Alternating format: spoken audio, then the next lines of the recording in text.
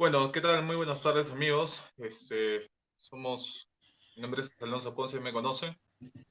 Bueno, ahora estamos interactuando con lo que es afectados Latinoamérica. Tengo, bueno, el gusto de conocer y presentar a Heraldo Lezama. Hola, Heraldo, ¿cómo estás?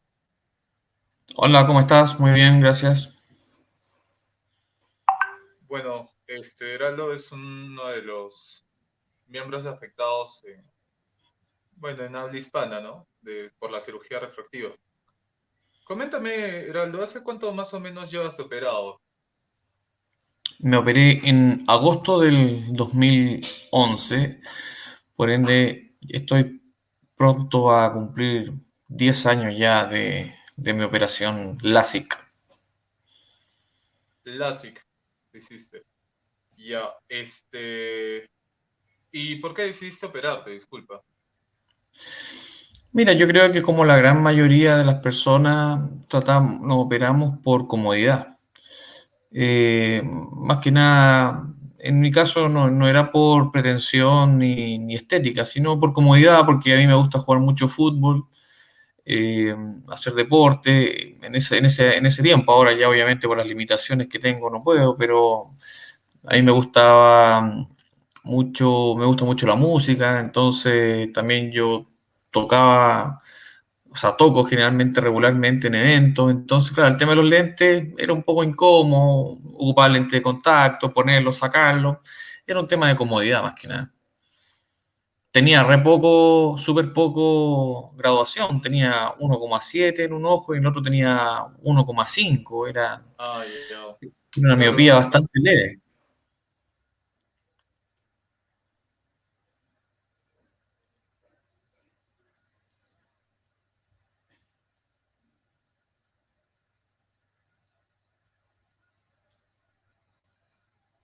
claro, era súper, súper poco a tus medidas. No tenías ni tampoco una medida muy alta, ¿no?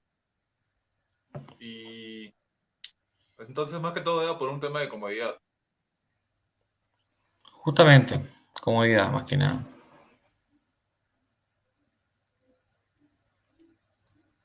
Bueno, ahorita tenemos un pequeño problema de señal, pero no hay problema. Digamos entonces. Y dame, Heraldo, este, más o menos, ¿cuándo empezaron tus secuelas? ¿Qué pasó? ¿Cómo te di cuenta que es un pequeño, bueno, el problema, ¿no? Que ahora conocemos. Claro, mis secuelas partieron posterior, 5 años después de operado, más o menos. Esto partió marzo del 2016. Me di cuenta conduciendo que veía por un ojo no veía bien, por un ojo veía borroso, veía mal, por el otro ojo veía bien. Eh, entonces, bueno, inmediatamente acudí a donde el doctor que me operó y ahí me explicó, ahora uno va entendiendo un poco más, porque en su momento no entiende, pero me explicó más o menos de qué se trataba y yo la verdad que no comprendía nada, o sea, no, mi total ignorancia sobre el tema. Entonces me explicó que era un problema como estructural de la córnea, que no había nada que hacer, que había que esperar. Y bueno, empecé a averiguar un poco del tema, a estudiar. Bueno, decidí inmediatamente acudir a otro médico, porque tú sabes que, bueno, obviamente por lógica, el que te operó te puede decir un montón de cosas que probablemente van a tratar Ujú. de salvaguardar su reputación como médico. Entonces decidí ir a otro médico y ahí obviamente ya tuve la película un poco más clara. Eh, y ahí me ofreció hacerme un cross-linking inmediatamente, que es una operación para reforzar la córnea, que es invasiva, pero no es tanto como no es una cirugía, sino que es un procedimiento con luz ultravioleta y con riboflavina, que lo que hace es endurecer la córnea, envejecer la córnea en el fondo para que quede rígida y no siga avanzando la enfermedad, Ujú. el daño en el fondo. Así que, bueno, el procedimiento al parecer funcionó porque mi córnea se estabilizó, no he tenido avance, progresión de la ectasia en ese ojo, Ujú. en el ojo izquierdo. Ya llevo ya casi 5 años de esta segunda intervención que es el crosslinking, pero como tú bien sabes, este procedimiento lo único que hace es detener la enfermedad, no la soluciona. Entonces, mi ojo sigue viendo mal, no tiene corrección, porque la ectasia genera un astigmatismo irregular que no tiene corrección con las gafas o lentes normales. Eh, la única solución es un lente escleral, que es un lente adaptado, personalizado al defecto de tu córnea. Y lamentablemente, bueno, aquí en Chile acudí a 3 centros que se dedican a hacer adaptación de lentes esclerales y ninguno me funcionó. Con ninguno pude ver bien. Así que lamentablemente intentaron mucho. Estuve 3 años prácticamente yendo constantemente a pruebas, pruebas de lente. Gasté mucho dinero, tiempo. Yo vivo en una ciudad pequeña, así que tenía que trasladarme a Santiago, que es la capital, y no tuve resultado. Ya en el fondo desistí, ya dije, bueno, ya lo que es y tratar de aceptar mi nueva realidad y no he tenido suerte con la adaptación de los lentes esclerales, la verdad. Me imagino, me imagino. ¿Y has probado con lentes esclerales tóricos? Sí, claro, con todo tipo, me han tratado de adaptar eh, de varios tipos de lentes, incluso hasta probaron con lentes rígidos y no. Mi ectasia es bastante pequeña, es pequeña, no tengo una ectasia, eh, una deformación grande, una pequeña ectasia que el ojo como que se deformó hacia abajo. Pero claro, lo que me decía el doctor, que a veces las ectasias más leves son las más complejas de resolver. Porque, por ejemplo, yo con la luz día, cuando tengo mi pupila pequeña, eh, con el lente óptico veo bien. La verdad que no tengo mayores problemas. Pero ya cuando empieza a bajar la luz en la noche, ya empiezo a ver muchas aberraciones y las aberraciones prácticamente no, ese ojo lo pierdo en la noche, no sé, la luz de un semáforo o de un vehículo es un sol en el fondo, es una luz que debería uno verla un punto y se ve enorme, bloquea prácticamente todo en mi campo visual. Así que lamentablemente una ectasia. Claro, lo que me explicaban los doctores es que las ectasias más avanzadas, en el fondo ellos ganan más, porque el paciente prácticamente no ve nada y ganan un poco de visión. Pero en mi caso, como es pequeña la ectasia, la aberración es mayor que la dioptría. A ver si logro explicarme. O sea, la corrección de la dioptría que tengo es bastante poca, pero la aberración es muy grande. Y al estar muy cerca de la pupila, de la ampliación de la pupila, se dilata un poco la pupila y empiezan las aberraciones inmediatamente. Entonces, bueno, yo creo que también, como bien tú sabes, la adaptación de lentes esclerales Ujú. no es muy, no es algo que esté muy masificado tampoco, no es una práctica estándar. Depende mucho de la habilidad del optometrista, que en este caso depende de la experiencia.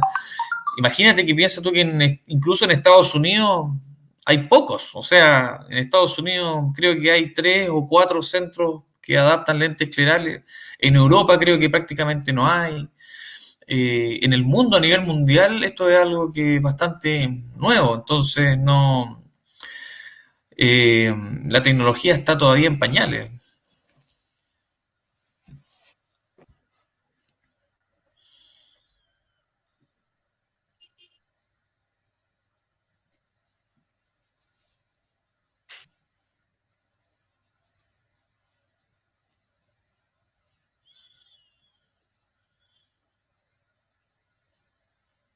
Bueno, problemas técnicos que siempre ocurren, ¿no? Lamentablemente ahorita Las Yo te clases escucho están bien. bastante saturadas por las clases, cursos, talleres, etcétera. Pero un poco hablaba antes con Heraldo y me comentaba, ¿no?, sobre su situación. Hola, sí,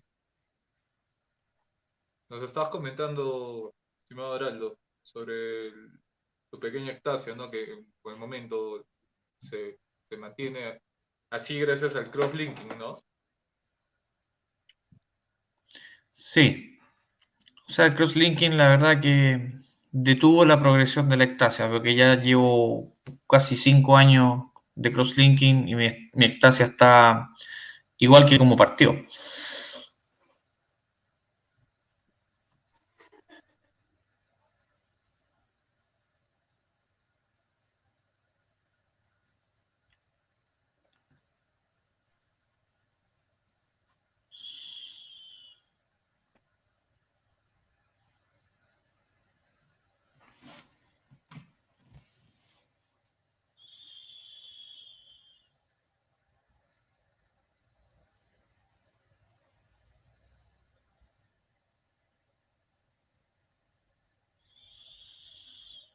Ya, Heraldo, disculpa, problemas de redes. Seguimos con lo que estabas contándonos. Nos estabas contando que te probaste lentes esclerales y que hasta el día de hoy ninguno te había ayudado, ¿verdad? Así es, no tuve éxito con la adaptación. Probé en Ujú. 3 centros distintos y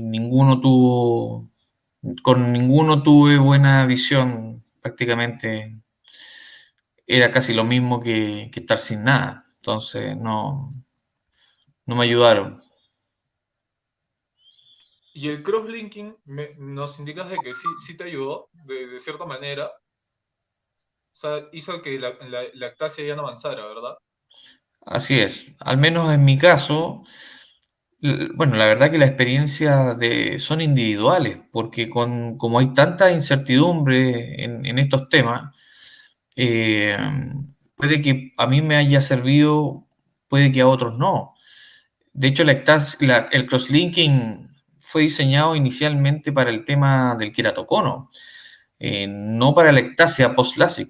El queratocono, si bien se asemeja, es una similitud respecto, pero la ectasia es distinta. La ectasia es una afectación de la biomecánica de la córnea producto de una cirugía invasiva, donde cortó tejidos, el láser cortó nervios, eh, donde le quitaste espesor a tu córnea. Ujú. Eh, por ende, hay estudios que dicen de que el crosslinking también sirve para la ectasia. Pero todavía no faltan muchos años para que esto ya sea una afirmación. Eh, pero en mi caso se detuvo. Yo he comentado este tema con otras personas, de otros afectados en Ujú. Estados Unidos. Puede que se haya, incluso que se hubiera detenido sin crosslinking. O sea, puede que ni siquiera en una de esas, sin haber hecho nada, y se hubiera detenido igual. No, no se sabe, la verdad. En este tipo de temas, lamentablemente para nosotros, hay más dudas que respuestas. Yo creo que la ciencia todavía no ha logrado eh, determinar muchas cosas. Nuestro cuerpo, los ojos son tan complejos. De hecho, el segundo órgano más complejo después del cerebro son los ojos. Y la verdad que no, hay muchas cosas que todavía no se saben de nuestros ojos.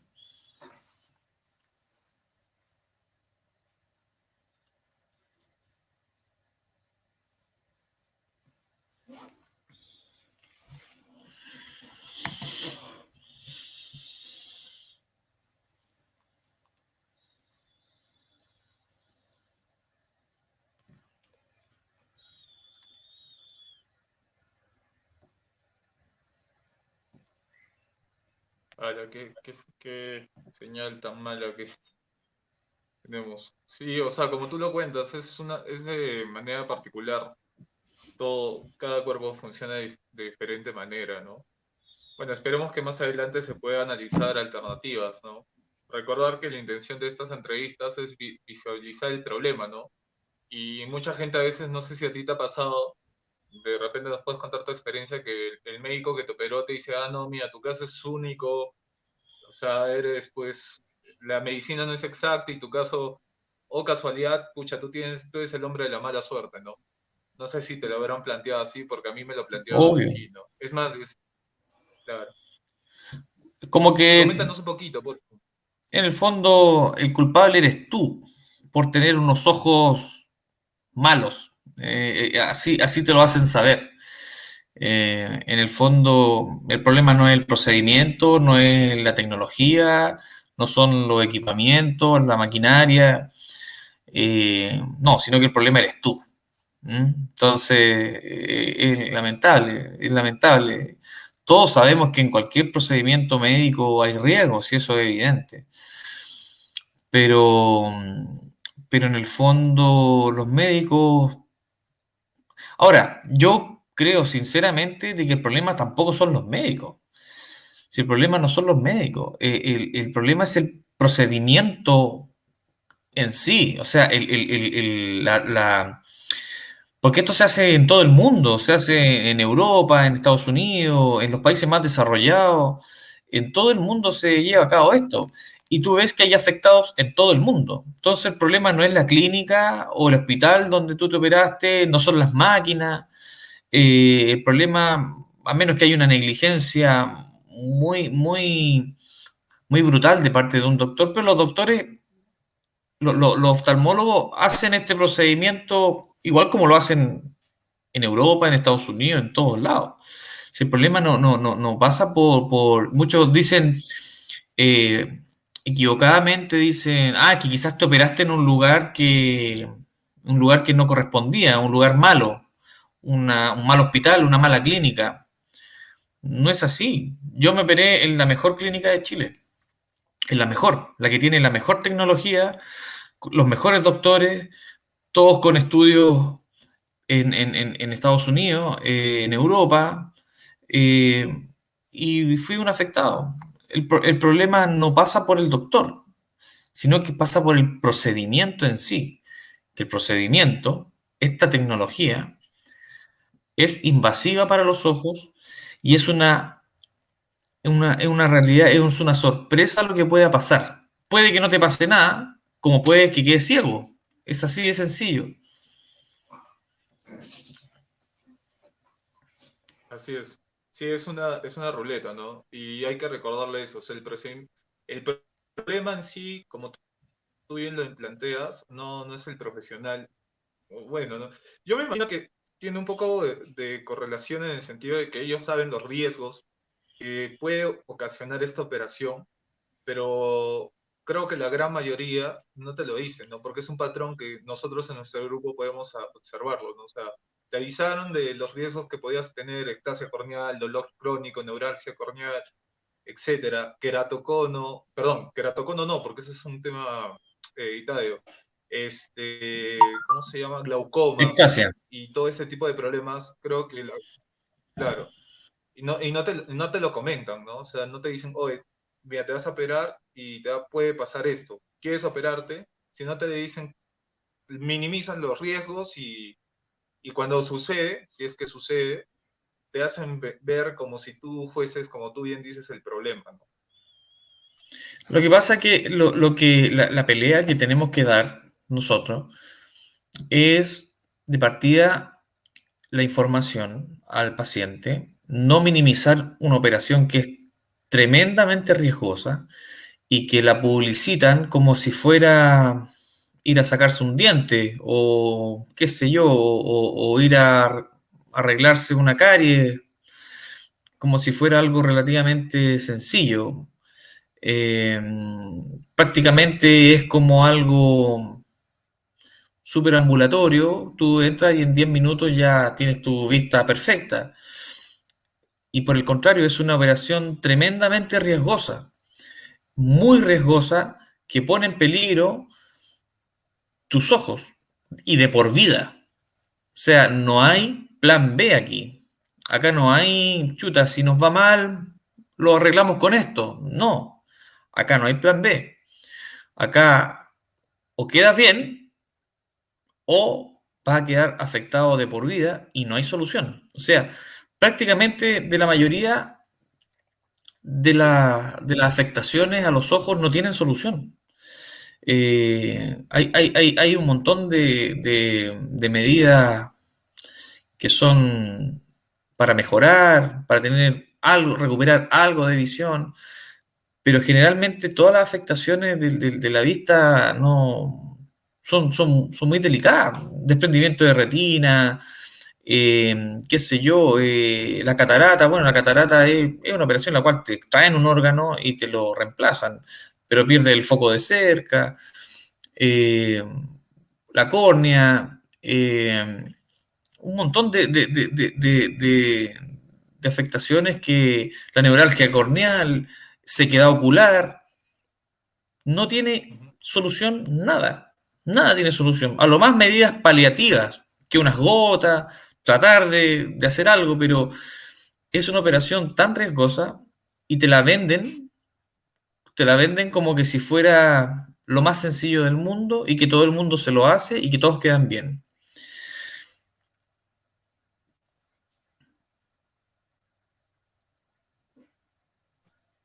Sí, exactamente, como tú le dices.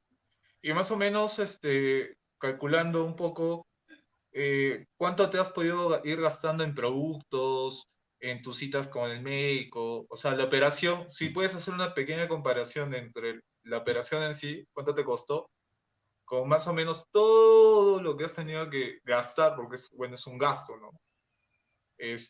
Producto de esta operación. Si puedes hacer una Mira, comparación en dólares de repente, ¿no? mira, la verdad que a mí el tema del dinero, el tema no me complica, pero no me complica no es porque me sobre el dinero, sino que la verdad que cuando tú tienes comprometidos tus ojos, haces lo que sea o lo imposible para tratar de recuperar. La verdad que yo sería capaz de dar todo lo que Claro. tengo, vender todo, mi coche, mi vehículo, qué sé yo, lo que sea, todos mis bienes para poder recuperar mi vista. Eh, entonces, y te aseguro que muchos afectados están dispuestos a hacer lo que sea. Por ende, no es, pero Yo, lamentablemente, ¿sí? sí, no, sí, yo te digo, o sea, yo también haría lo mismo, si se pudiese, ¿no? Justamente, o sea, yo conseguiría el dinero como sea, pediría un préstamo bancario, qué sé yo, haría lo imposible, pero lamentablemente, aunque seas el multimillonario más grande del mundo, no vas a tener solución. Por más dinero que tengas, más poder, influencia, lo que sea, nada te va a devolver tus ojos como eran antes de operarte, nada. Por ende, aquí el dinero juega un papel fundamental, sí, obviamente, pero el dinero no es el problema. La verdad, el problema es que nosotros, tú, yo y todos los afectados, ya dañamos nuestros ojos y no hay vuelta atrás.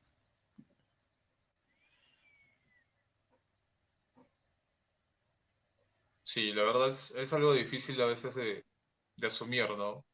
Bueno, yo creo que la intención, nuevamente repito, es que sigan sacando más paliativas. Por ejemplo, en Estados Unidos tenemos a Oshnik, ¿no?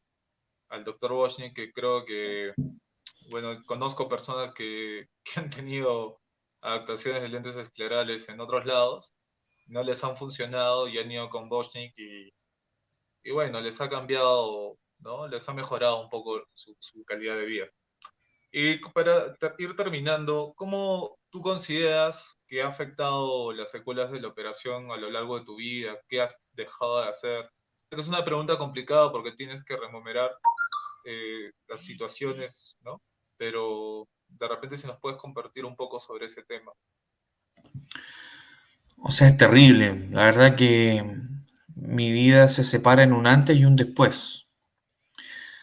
La verdad que yo era una persona feliz, eh, era una persona muy alegre, eh, por así decirlo, una vida perfecta. porque tengo una esposa maravillosa, tengo unos hijos preciosos, tengo padre, madre también que los adoro, un buen trabajo, gracias a Dios, también un vivir feliz. En realidad mi vida era muy plena.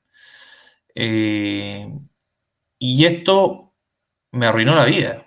O sea, así de sencillo. Te arruina la vida porque te limita tremendamente. Estás en una constante depresión. La depresión, si bien es una enfermedad y hay que saber llevarla, pero es una tortura y un dolor constante y no se va a ir nunca. No lo vas a superar nunca. Puedes aceptarlo, asimilarlo, Sí, pues, o resignarte. lamentablemente. Ujú, ujú.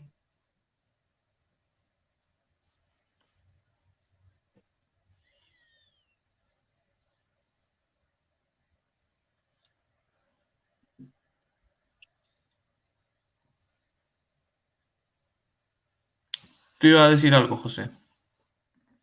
No, sí, que tienes toda la razón, o sea, es una lucha de todos los días, ¿no? O sea, creo que solamente nosotros, las personas que pasamos por esta situación, podremos saber la magnitud de lo que conlleva, ¿no?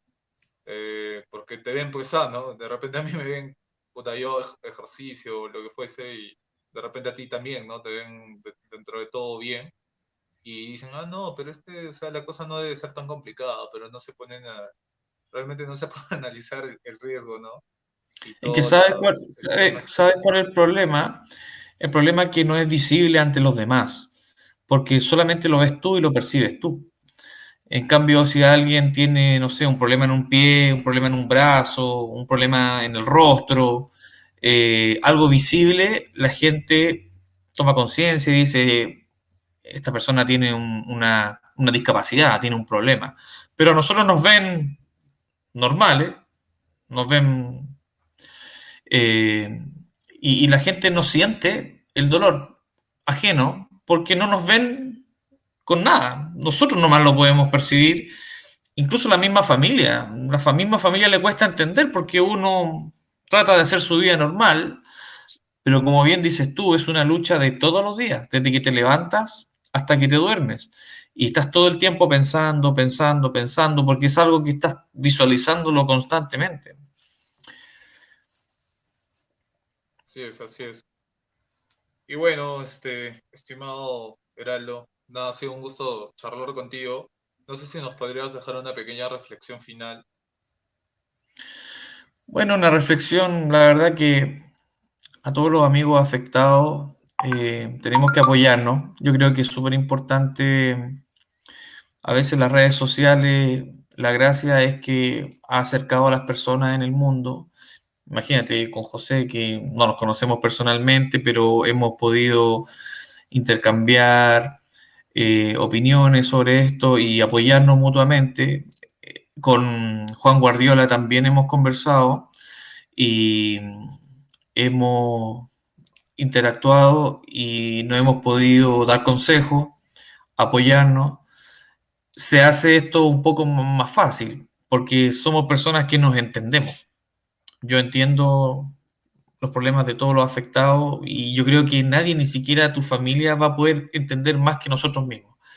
Entonces, una red de apoyo, incluso psicológica, porque también el saber de que hay otras personas que están pasando lo mismo que uno no se siente solo. Así que a seguir interactuando, conversando por las redes sociales. Y, y bueno, espero que en algún futuro, quizás no, nuestra generación no va a tener la suerte de tenerlo, pero otras generaciones puedan tener tecnología a la mano, al alcance, para poder sobrellevar estos problemas. Pero la invitación más que nada mía es a ser fuerte, tratar de apoyarnos y a seguir en esta lucha, en el fondo, en contra de esta cirugía, que yo creo que es una de las cirugías más peligrosas y más riesgosas que hay en el mundo, y la venden como si fuera prácticamente algo, algo menor. Tal cual. Bueno, Heraldo, en verdad, muchas gracias. Lamentablemente por conexión de, bueno, del internet, etcétera, no se puede llevar a plenitud de esta charla. Sé que es una persona de mucha conocimiento sobre esto. Y bueno, te animo que de repente puedas hacer algún tipo de video y contar tu experiencia, ¿no? Singularmente, ¿no? Y para poderlo compartir y mover por este nuevo espacio que se va a aperturar, que es Afectados Latinoamérica. Nada, hermano, te deseo mucha suerte y bueno, yo soy creyente en Dios, que Dios te bendiga mucho y que te dé la fuerza para seguir afrontando el día a día. Cuídate mucho, Heraldo. Igualmente, José, que Dios te bendiga. Cuídate. Gracias, hermano.